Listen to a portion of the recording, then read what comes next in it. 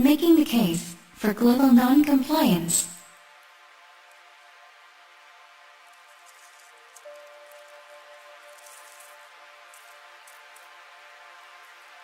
Do you see now what we're getting at? The only thing missing from this analogy is leaving the relationship and the healing from the abuse that took place. We have not left this relationship, so the abuse continues. Either the psychopaths must be removed from positions in power, or we must remove ourselves from their influence. Stop giving their worldview your attention, because it is killing you, physically, emotionally, and spiritually. This is the heart of global non-compliance. As much as it can be about how you spend your money ethically, or how you raise your children, protest, petition, and any other means of stopping, upsetting, and halting the trauma machine, it is about a state of mind, and involves every interaction with the world around you. You make change happen, and your inaction allows the system to keep traumatizing generation after generation. Pleading and begging those who abuse you and your sovereignty to stop the abuse is futile. If you are a victim in an abusive relationship, asking the abuser to help you is utter madness. The strongest advice given is to leave and never look back. You are dealing with people who have no empathy. They do not feel like you do. They do not care like you do. They do not hurt like you do. It can be difficult to leave a relationship with a psychopath on an individual level, so it will be when applied to a global level, especially when we take into account the trauma bonding that has happened. One advantage we have is that, on a mass level, your piece-by-piece removal from the control system can go more easily unnoticed than it would in a one-on-one relationship. Breaking free from the mind control in every aspect of your life can be done at your own pace, without the worry of anyone necessarily noticing. Until eventually, you have distanced yourself enough, and you have the space and time to gather your thoughts, and resolve the issues left in the wake of the psychic tsunami that had swept you away. On handling the psychopathic system, Thomas Sheridan, author of Puzzling People, Labyrinth of the Psychopath, writes, walk away from your psychopathic systems and toxic people. You can't reform them.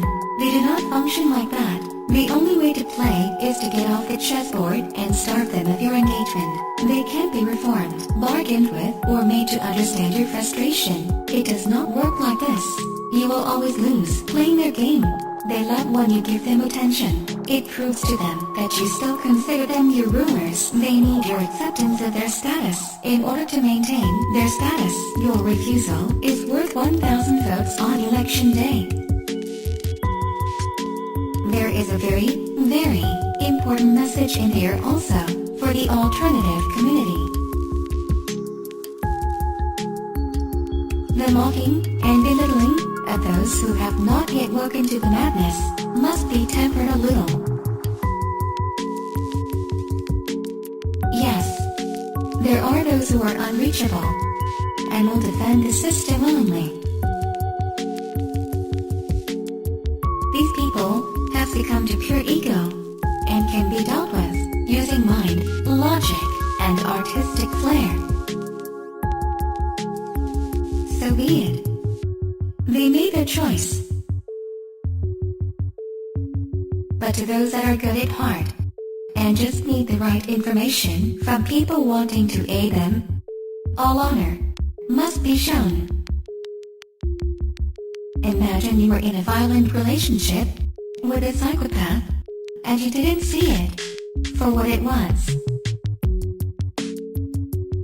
An outsider then makes disparaging remarks about your inability to see what you were going through. How would you react?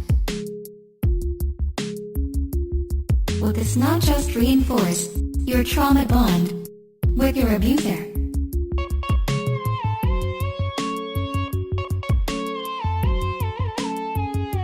Would you not defend your abuser against these attacks?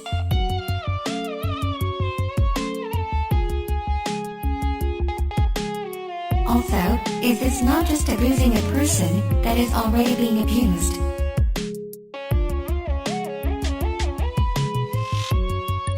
We can see what is happening, so we need to help those who are in need.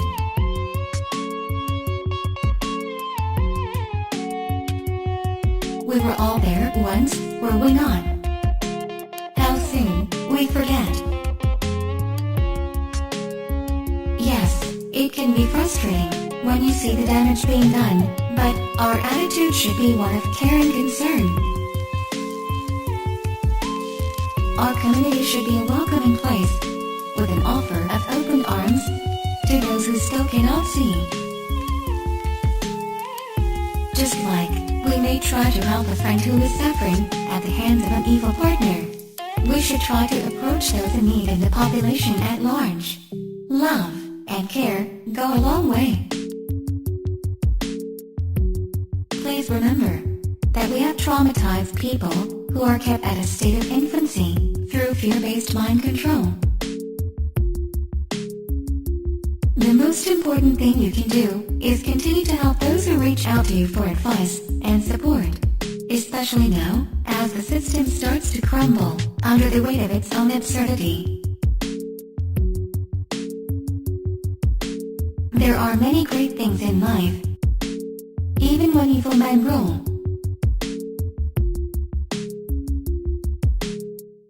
So, imagine a world without them, and the difference we would see. The act of turning your attention away from their tricks and treats is minuscule compared to the energy, our energy, used to keep this illusion going.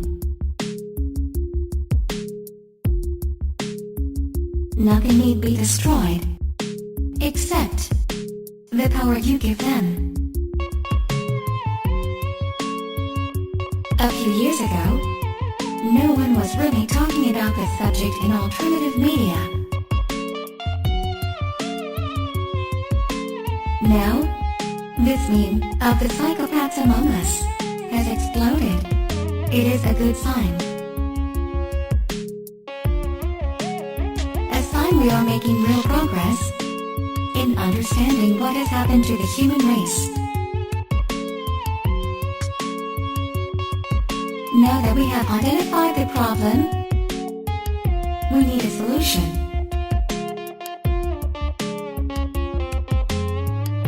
We feel there are three important things that could unfold now.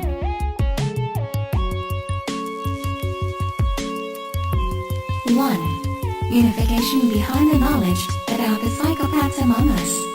We have identified the problem. 2. A more understanding attitude to those that have yet to see this.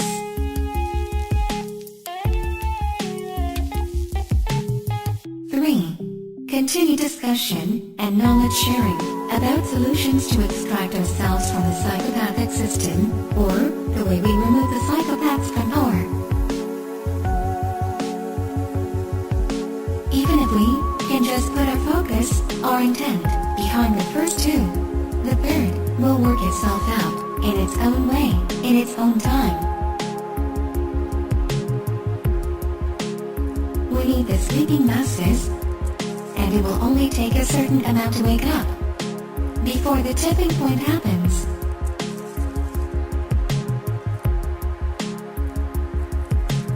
The psychopaths will try every trick in the book to stop this from happening, but they destroy themselves the more their methods become obvious.